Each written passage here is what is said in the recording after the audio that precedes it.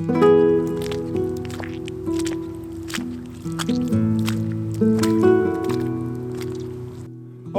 I am sweating, let me tell you guys. It has been hot today in the old hometown, which is where you find me for this evening's shoot. It's been about 28, 29 degrees, I think, so pretty hot by UK standards. It means the town's been really busy. However, it's about an hour and a half till sunset, so it's a bit quieter now. And plus, I've said it in the past, when the tide goes out, you get all of this beautiful coastline, this beach to play with, so you can kind of come away from the promenade, away from the crowds. But yeah, no real pressure this evening. I just wanted a bit of a change of scenery from my woodland photography, which I love. I've been thoroughly enjoying and I'll get back to, but just wanted to enjoy a bit of photography on the doorstep this evening. So no idea what's going to happen. It seems like we don't have any clouds, so what we're going to get is a sort of traditional sunset. I don't really know what to call it. Basically when it's cloudless and you can actually see the sun going down, which would be behind the mountains in this case, which is beautiful to witness, but I'd usually avoid it for landscape photography for some reason. I don't really know why. I think what I usually love about sunsets are the high clouds, those beautiful high clouds that catch the sunset's colours and you get those burning reds and oranges. But yeah, something a bit different this evening. It is peaceful. It is absolutely beautiful. And if anything, if nothing, these sorts of sunsets are absolutely beautiful to just stand and admire and witness. So fingers crossed we get some nice photography this evening. The views are absolutely sublime. Let's see what happens.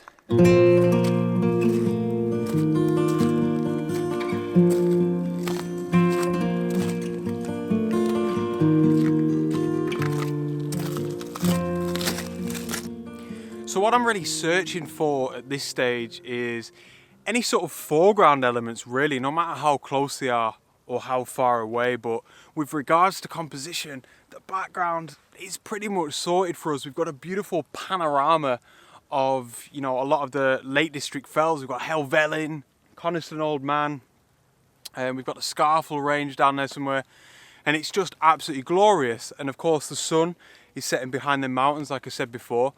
So that's all sorted for us. That's fantastic. There's so much less to think about. There's only so much that we can do with that. So that's why I'm looking around for foreground elements. You may be able to see behind me here somewhere. Might be a bit overexposed.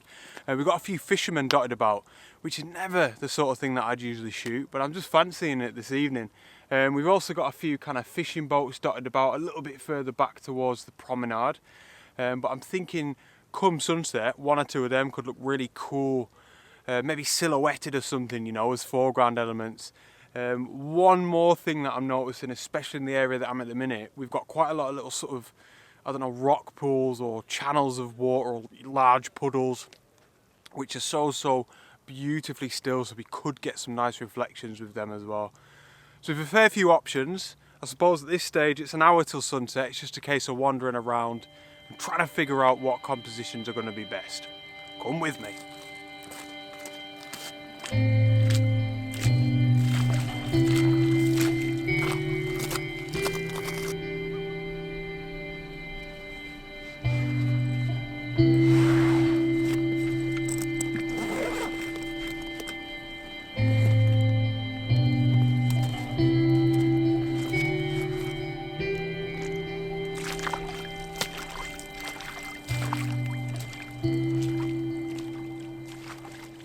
So as you can tell by my face, we're into the golden hour. It's about 45 minutes to the sunset.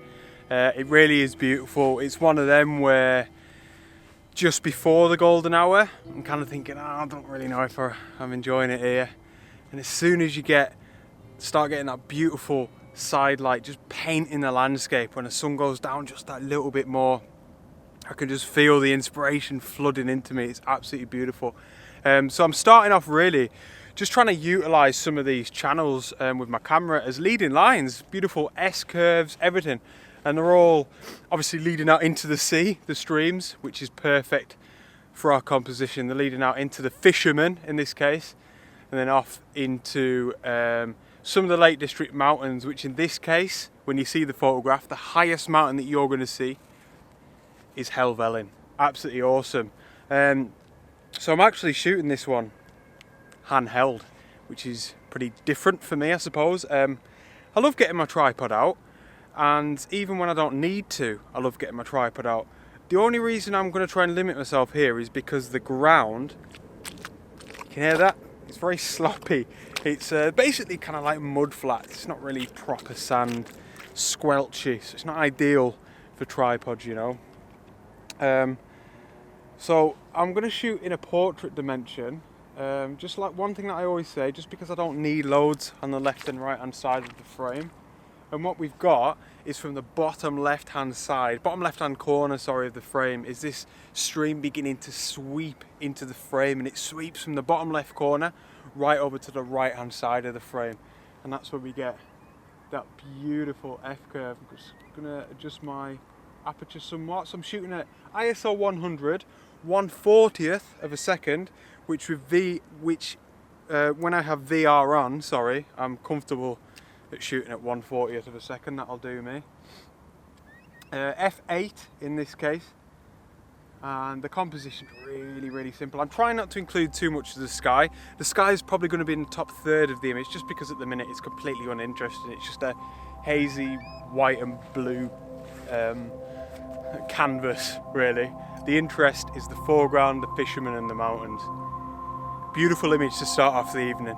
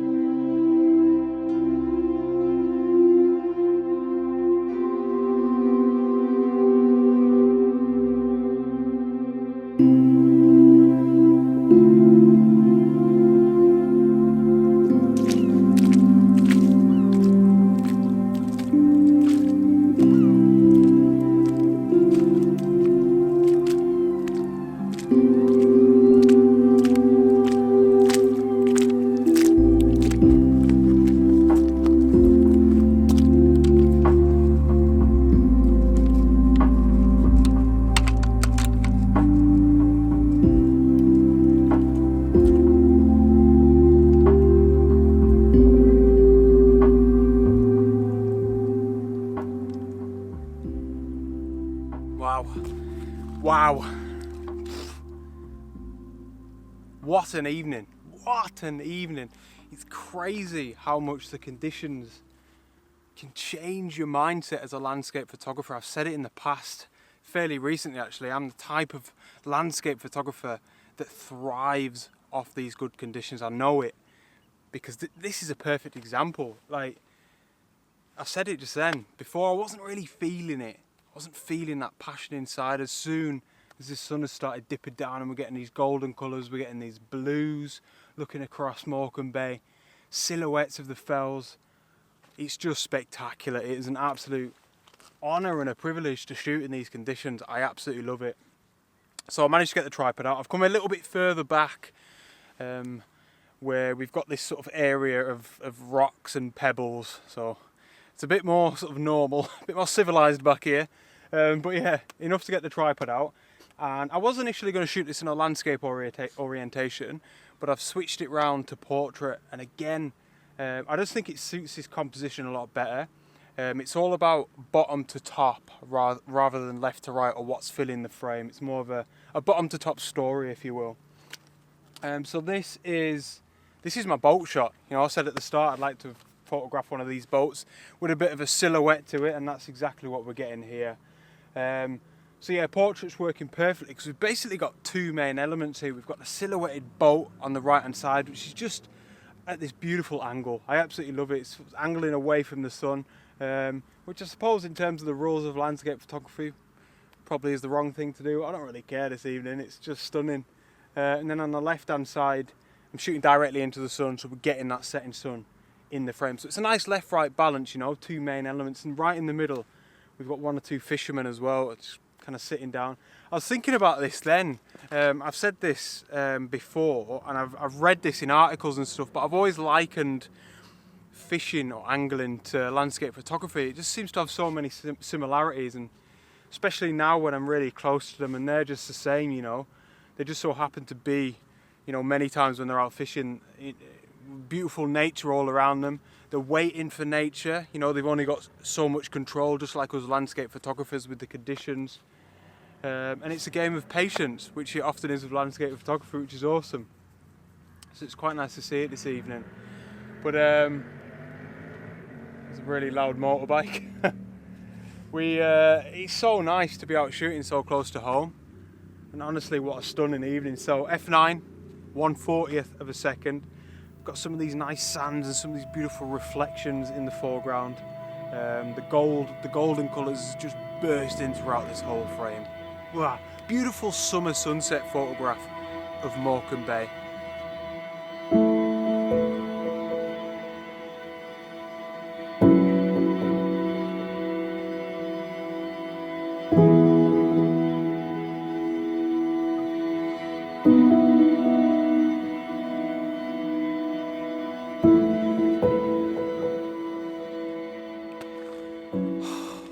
What an evening this is, absolutely unreal. So I just wanted to stop and say a couple of things really. Firstly, my exhibition, I've had loads of you guys asking me, just turn the brightness up on that a little bit. I've had loads of you guys asking me about it, is it still going to be on?